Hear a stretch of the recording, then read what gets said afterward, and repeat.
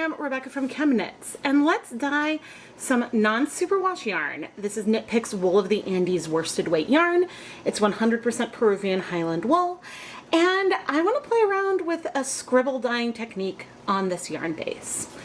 Now, we're going to start with a leftover dye bath. This started with 8 cups of water and a couple tablespoons of white vinegar. I forget if it was 3 or 4 tablespoons. I will check the other video and try to leave that down in the video description so that way you know how much acid we started with in here. And there's a hint of some purple that is from a combination of hyacinth, alpine blue, and baby blue eyes. I checked my instant replay and it was 4 tablespoons of white vinegar. Now our yarn is dry, mainly because I just decided to do this project with the dye bath I have set up. I am planning on using some leftover dye stocks I have as well. Now the heat is not currently on, but the dye bath is quite warm, and I probably will need to add more water.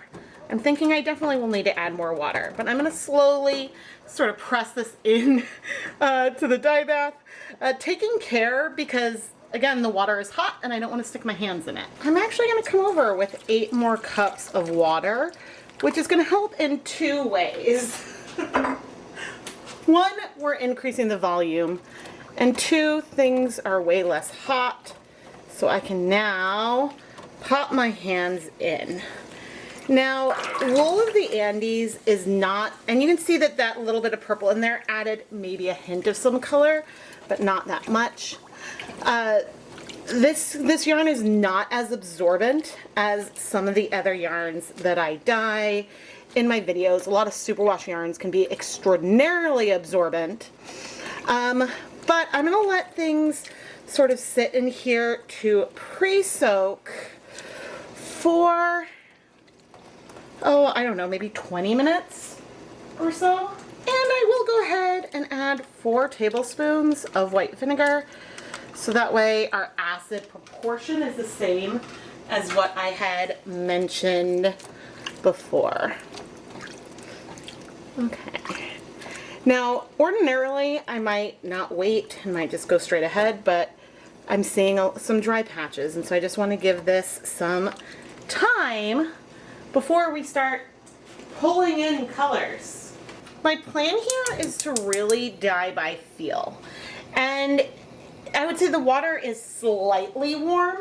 There's not a lot of heat to it at all anymore. But with the heat back on, I'm going to let it heat up for a minute or 2, and then I'll start finding colors to come so we can sort of scribble onto this with the dyes. Things are still warming up, but that's okay.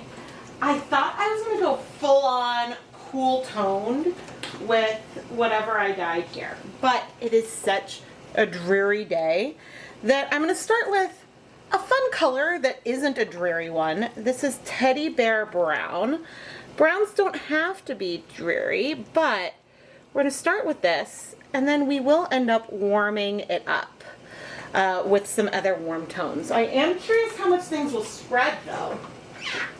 And speaking of spread, the nice thing about the scribble dyeing technique that I do is some of it can strike quickly, which may give us some speckles, but with a lot of water in here, we're also likely to get a fair amount of spread, which will give something that could feel watercolory. It depends, and I have high acid here, so things may strike a little faster, but I'm excited to see where we'll go.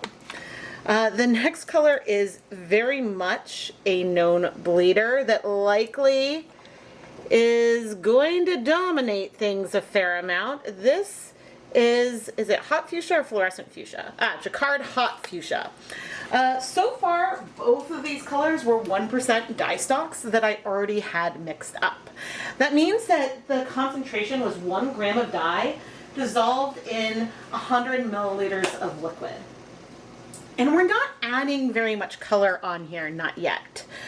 This is some Dharma Brilliant Yellow, which is going to bring us into a more orange place. This one isn't squeezing quite as easily, but that is okay. Bringing that in. I do have another pink, but I don't know if we're going to use that yet. I was just so curious to see where things may go with this color combination. And maybe it's not as bright as I was originally thinking because I brought that brown in, but I feel like I've done so much with pink and yellow recently that I wanted to bring in a note of something else. Let's go ahead and do, and it might just be on this one side, but this is some deep magenta, which is not fluorescent and does strike a little bit faster than the hot fuchsia counterpart. So right now everything feels very pink with some hints of like yellow and brown, and it's really fun. But I'm hesitating a moment because what we don't know is what's going to happen over the next 1 to 10 minutes. The colors may spread a lot more. If this yarn was superwashed with this amount of acid, things would stay pretty much like this, and then we would flip, add color to the other side, and there would be some spread and blending, and that would be totally fine. But because of the water level and our non-superwash yarn base, things are spreading a lot more already. So let's go ahead and wait, let's wait just 5 minutes. And then we can flip the yarn to dye the other side. I am gonna do one quick thing. I don't wanna move stuff, but okay. We've got like a hint of some like warm pink in the background. I feel like a lot of color is probably in place, but we don't know for sure. So again, we'll let those 5 minutes happen. Ooh, I'm liking the brown in here. Don't get me wrong, it would have been beautiful without the brown. Oh, look at all that pink. Oh man, and look at the color spread. With the exception of like some of the areas where it's almost like speckles, we totally could get away with not adding color onto this other side. But I want to. I want to add the color. It just, things are going to blend a little bit more. This project today did not have a ton of planning that went into it. I really just had this leftover dye bath and was like, oh man, I want to dye up some non-superwash yarn. I think that would be really, really pretty. And so that's how we ended up over here. I'm going in a different order this time. The yellow, it's so funny because I cannot see it that well adding it on because pigment-wise, it is just lighter than the other colors. And I'm now putting all these dye stocks back in a secondary container because I'm probably about to be done. Okay. Let's go really sparingly with the hot fuchsia this time. We're just doing a few lines on this side. We do not need to do the exact same thing on both sides because that is the color I'm pretty sure is still stuck in the dye bath. But then with our deep magenta, we can come in and do a little more. And maybe I'm pressing down a little harder, leaning into this pink, but I really enjoy the whole process of layering colors in a pan, leaning into where they want to go and what they want to become. At this point, I'm going to set a timer for 30 minutes, but I feel like I've left a lot of my thoughts and things today not complete. I feel like that there's a lot of things that I was saying that I just didn't finish. Oh man. But again, today's project, I had a dye bath and wanted to use it to dye something else in it. And so, yeah, you could call this a leave no dye behind, or I could call it a Dyepot Weekly. I'll probably have this footage in a folder that says DPW or LNDB. Because it really does fit in either category. When you make enough dye stocks, then technically those are leftover dyes. You just know the concentration, so things are more reproducible than other times when I'm really just trying to use up the dye. I really just wanted to create something because I was working on a lot of other projects, and Sometimes you're just inspired and you want to throw things together. And I still think it's hilarious that I was planning on doing more blues, like maybe doing blue, black, and a little bit of pink, and instead I leaned into the warm tones. But again, it just makes me happy to play with color. And sometimes you can have a plan. I have notebooks where I write down ideas and colors and plans, and those videos are really fun to make too.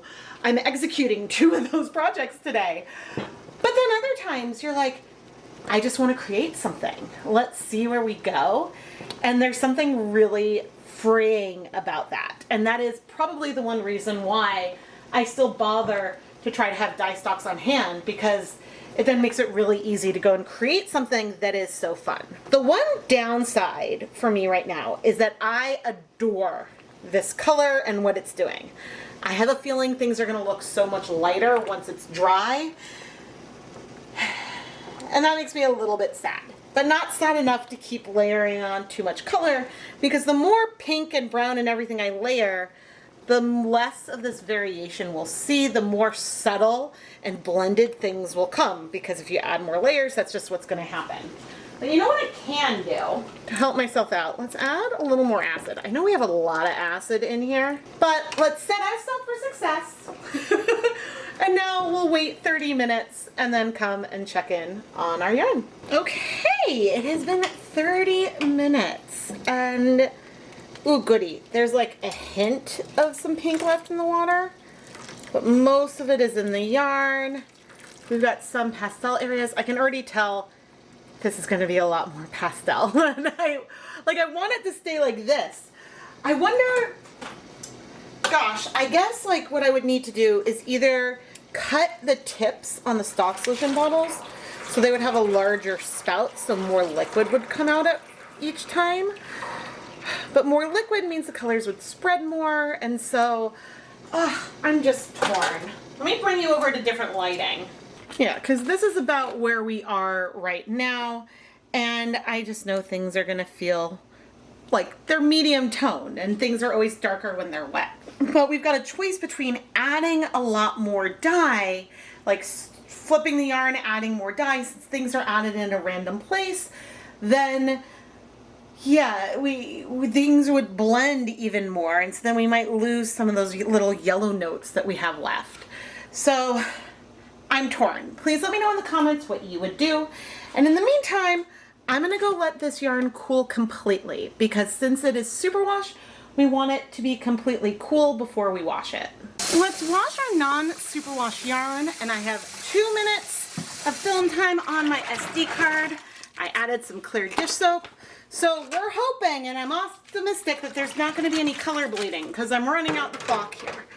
I have one more project after this to wash today, and that one's probably a bleeder. So I will change the memory card.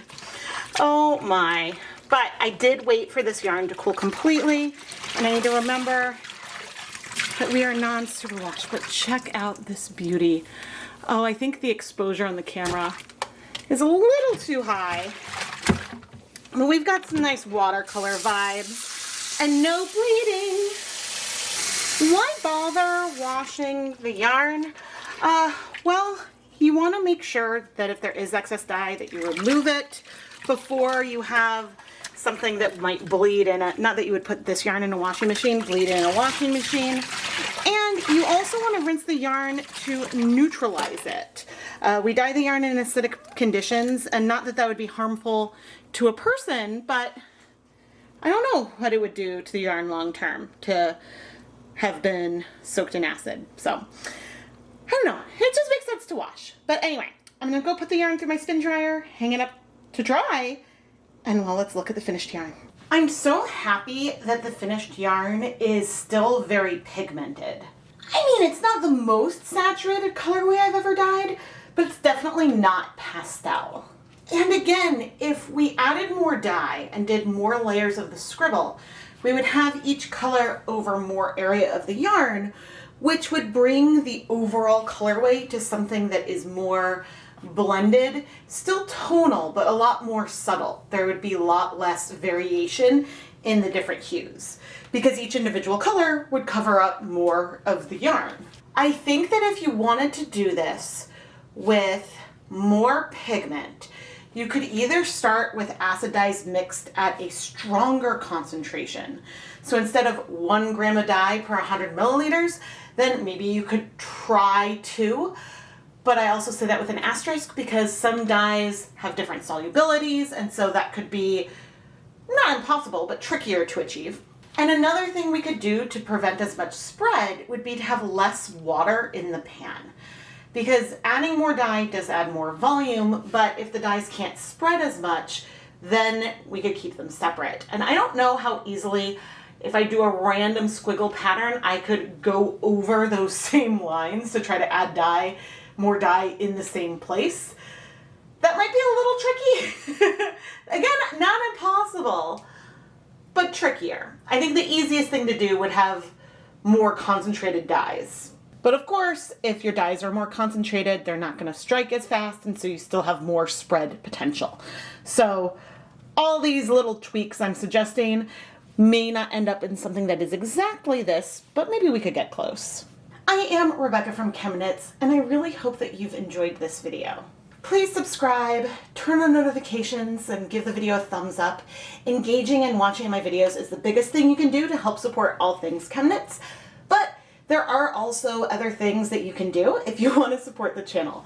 I have a Patreon. You can join to become a channel member. I have an Etsy shop. There are links to everything down in the video description.